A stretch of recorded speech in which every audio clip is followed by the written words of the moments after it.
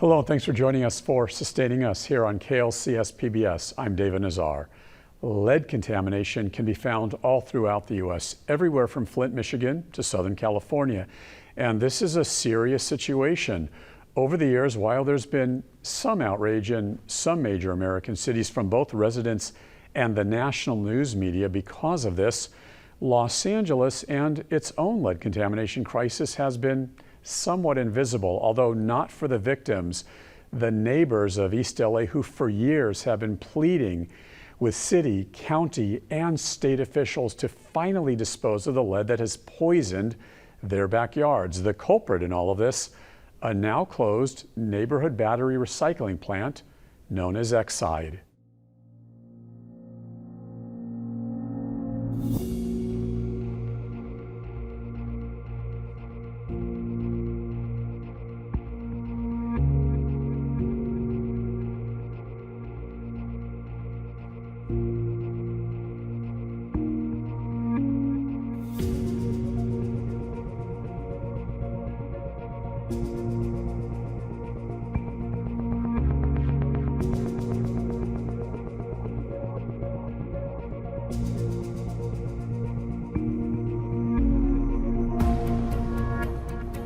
We have been trying since we found out in 2013 about how we can get this clean, how bad is the problem. We didn't even know how bad things were. And it's taken us years, now over almost decade, and really things haven't been done the way they should be. For over 10 years, neighbors like Terry Gonzalez-Cano, living near the Exide Technologies battery recycling plant, about 5 miles south of downtown Los Angeles, have been battling with government leaders from the city, county, state, even the feds, to once and for all dispose of the massive amounts of lead and arsenic contamination that to this day have polluted their communities and poisoned their homes. For years, Terry and other residents say no one was listening. Many neighbors question whether anyone with the state of California is listening today. Department of Toxic Substance Control did not want to test the soil. I feel that it was out of community pressure and us threatening to have our soil tested ourselves and go public with the results, forced them to finally test the soil, because they had told us in several public meetings they weren't going to test it because it's not protocol. They normally don't do that. But because of the levels of toxins in the air, it would only make sense that eventually they would fall to the ground, and we were correct. We had no idea how bad it was, but after operating for so long, negligently and criminally, none of the homes here are safe. Exide is located in the city of Vernon, next to East LA and South LA, where there are some of the poorest neighborhoods in California. This disadvantaged community of Los Angeles borders the 15-acre recycling plant. The facility had been operating in this area for over 90 years, recycling anywhere from 20,000 to 40,000 lead-acid car batteries and other types of batteries a day. And despite the fact that state of California regulators had this toxic battery plant on their radar for years and knew Exide was a primary lead polluter in the region, Exide somehow escaped the scrutiny and was still allowed to stay in business. That is until 2015, when in part, the state of California and their Department of Toxic Substances Control, after years of neglect, finally stepped in. DTSC finally began a massive cleanup of the contaminated soil. The lead pollution was so egregious, Exide was forced to close permanently. The company signed an agreement with the U.S. Attorney's Office to shutter the business. The deal allowed Exide and its employees to avoid prosecution for years of what was ruled environmental crimes, crimes that included illegal storage, disposal, and shipment of hazardous waste. The company also agreed to pay about $50 million to help demolish and clean the plant and the surrounding communities. Scientists estimate this colossal project to rid the lead in a nearly 2-mile radius of the plant is still going to take years, costing hundreds of millions of dollars, and they say the environmental impact is overwhelming. The soil, groundwater, and air around the plant all tested high for toxic metals, with estimates of as many as 10,000 homes contaminated from the lead emissions. Lead is a neurotoxin that, when ingested, can cause serious physical and mental health problems. So what did Exide do knowing this? Take responsibility, clean the neighborhood, work with neighbors like any conscientious corporation should? No. The shamed battery plant filed for bankruptcy and ran away, leaving neighbors, people of color, mostly low-income Hispanics, to fend for themselves. Over the years, I repeatedly contacted Exide for comment. No one ever returned my emails or phone messages. The company is not talking. Terry Gonzalez Cano is talking, and as she explains, these days her battle with the state of California and DTSC is now a war, with neighbors fighting for their lives. Terry has lived in Boyle Heights near East LA next to Exide her entire life. Now she's a neighborhood activist fighting for environmental justice for her community. Terry has dedicated her life this past decade to speak on behalf of thousands of angry neighbors, many of whom are still irate, believing they are invisible and ignored, while their homes and backyards are still drenched in lead. DTSC has let us down consistently. That's the only thing they've been consistent in, is letting us down. They were negligent in supervising the company. This should never have happened. Different violations, criminal violations, they never notified the public. It was when we pressured them for answers did we finally find out what was happening. They let it happen, and then they're never transparent with us. They don't tell us the truth. They tell us what they want us to hear, because we're constantly getting either misinformation, no information, or just plain, we know you're upset, but this is our decision. Basically, you have to live with it. Terry believes this lead crisis, in part, is still here today because her neighborhood is not an affluent community of money and means. She says this disadvantaged minority community was simply unable to fight back over the years. If this was any affluent community, this would have been cleaned up. People from Exide would have went to jail. People at the state agencies and the federal agency, EPA, that supervises DTSC, they would have been fired. But here we are, years later, people have lost their lives. That's the worst part of it. People have lost their lives due to their negligence and incompetence, and no one has been fired. No one has went to jail. And they get to do this all over again someplace else to another minority communities. All the communities affected by this Exide contamination are all minority communities. We're an environmental justice zone with the worst environmental catastrophe that we've had in this state ever. Some of experts that we've spoken to have said that it's way worse than that of Flint, Michigan. Yet no one even knows that we even have this problem. And they're in no hurry to fix it. Today, the California Department of Toxic Substances Control says the state is well aware of the problems out here and is working with residents living near Exide to dispose of the lead. DTSC says the agency has been routinely sending teams of workers to clear out the lead-impacted soil. This is the largest residential project of its kind in California history. DTSC says they've cleaned hundreds of homes so far, exteriors, and even in some cases, the interiors of houses to clean out things like lead dust or fugitive dust or soil tracked into the home.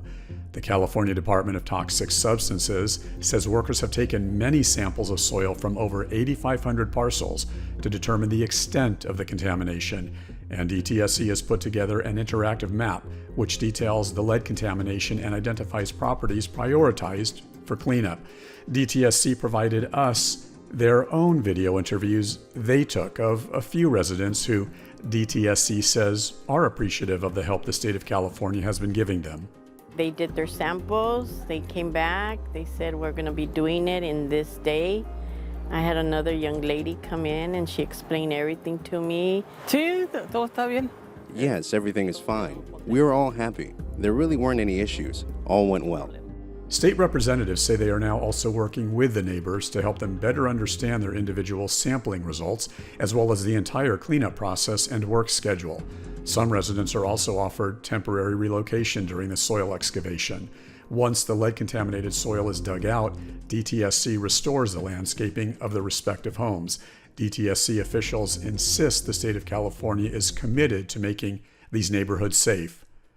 The question is, are most of the residents in this toxic, polluted neighborhood convinced they are now safe? Both my parents passed from illnesses and diseases caused by the contaminants in the ground. My brother is end-stage cancer. He's terminal. There's no chance or hope for recovery for him. I've had multiple health problems my whole life, from liver disease, and I live a very healthy lifestyle. My liver shot, I've had strokes, I've had, I have multiple tumors, I have tumors in different parts of my body. I can't ever remember a time where I wasn't sick.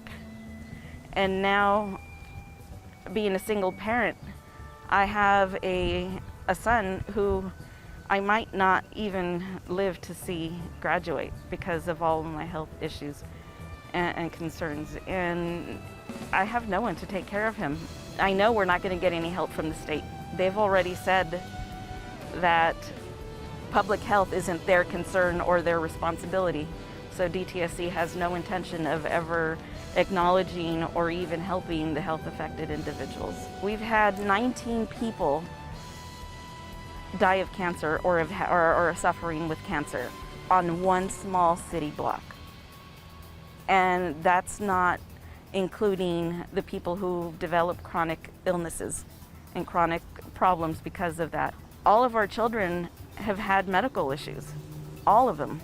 It's sad to say that most everybody's gone, so it breaks my heart to see that future generations of other people's families are going to suffer the same thing that my family did, and that's heartbreaking. So I'm sorry for getting emotional, but that's just so incredibly wrong for this to happen to anybody. Joining me now to discuss this further is Dr. Meredith Williams.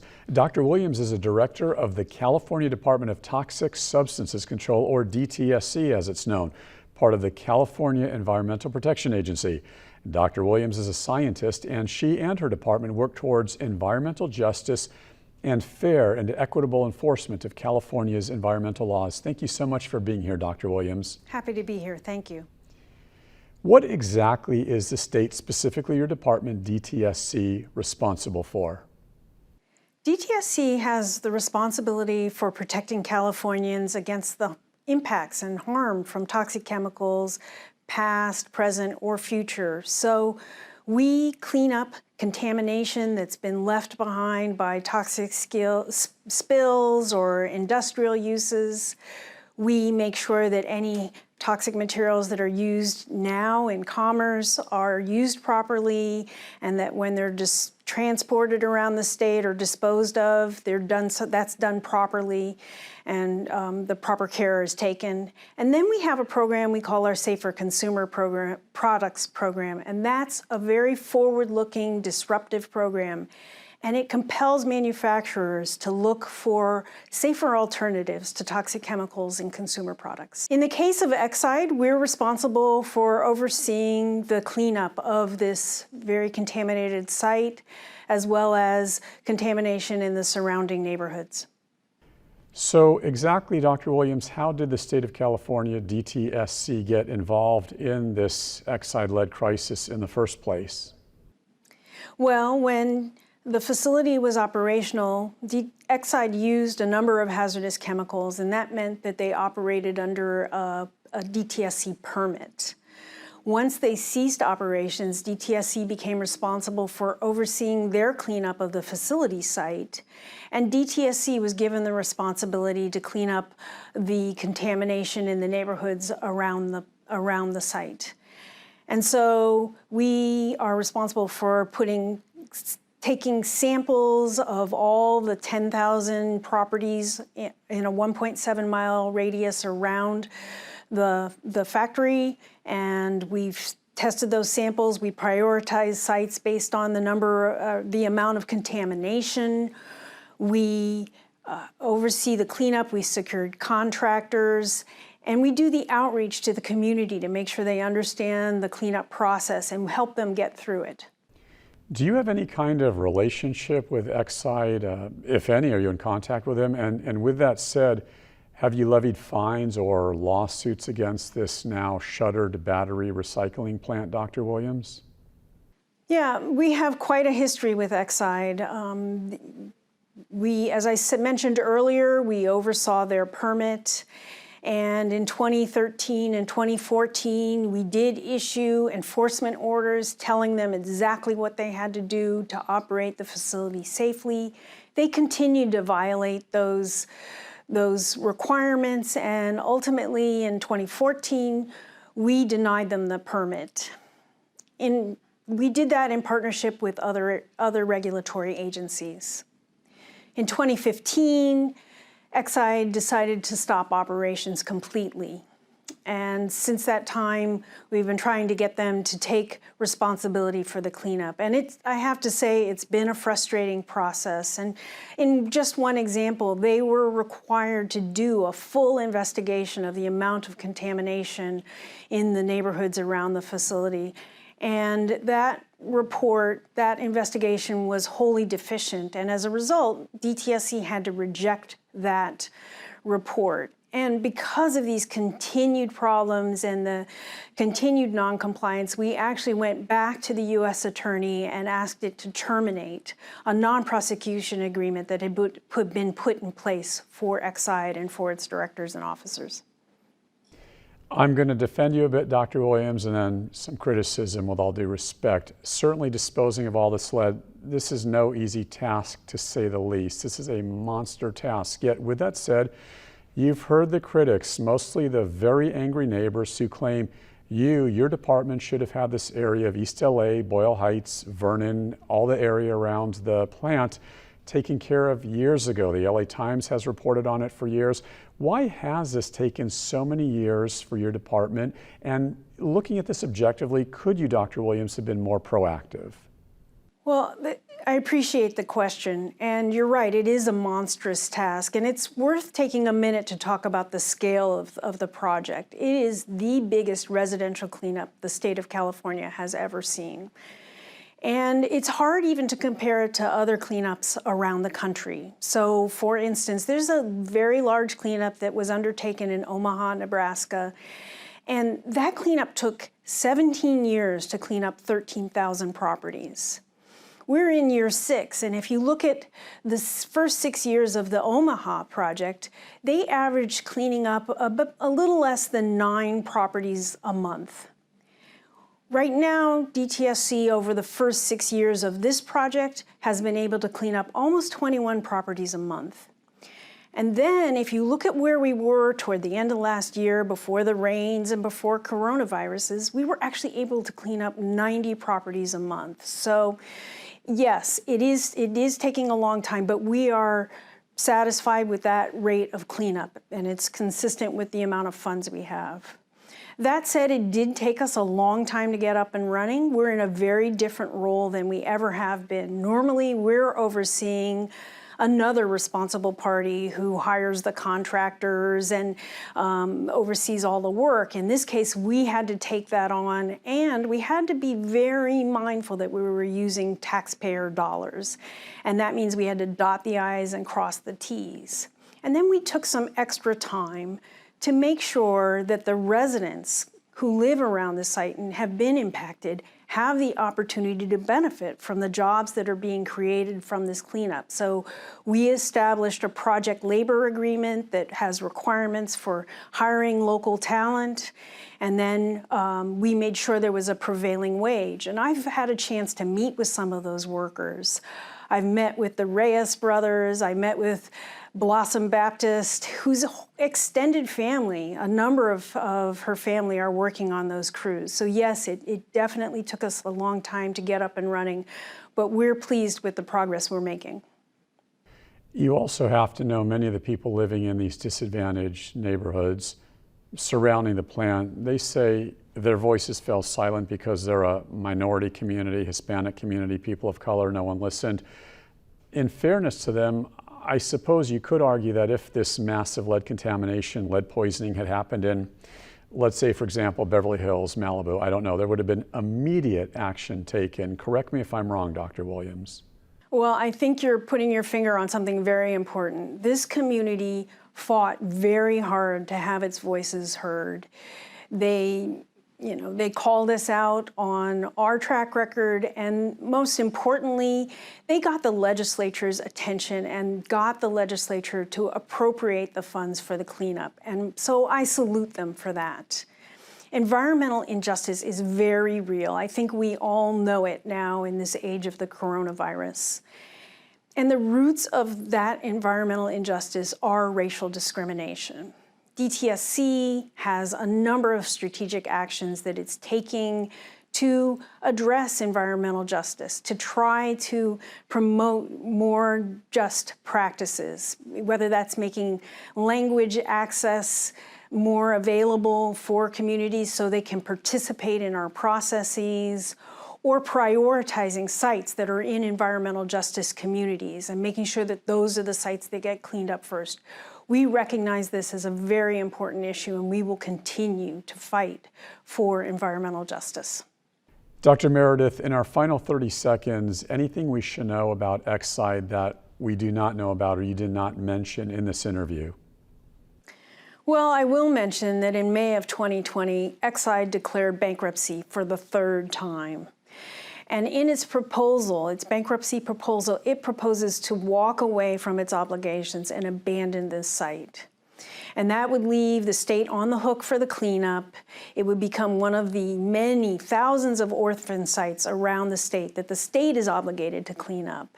And the fact that bankruptcy laws allow companies to walk away from the harm that they caused is unconscionable. It's just wrong. And in fact, we objected to that settlement on September 15th of 2020. Dr. Meredith Williams with the California Department of Toxic Substances Control, thank you so much for answering tough questions, and thank you so much for being here with us. Thank you very much. We now travel to the northwest part of Washington State, where a group of scientists and volunteers is searching for 6 swans to try and save them from lead poisoning. Producer Ken Christensen, also with public media partner EarthFix, has our story.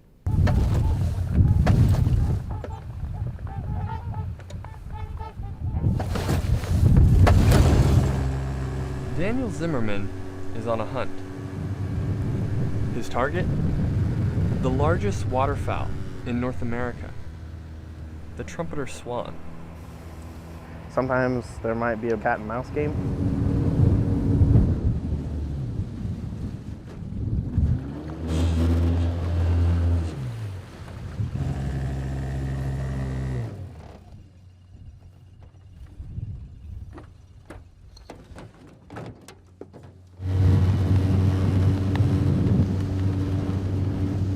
Zimmerman always outlasts them.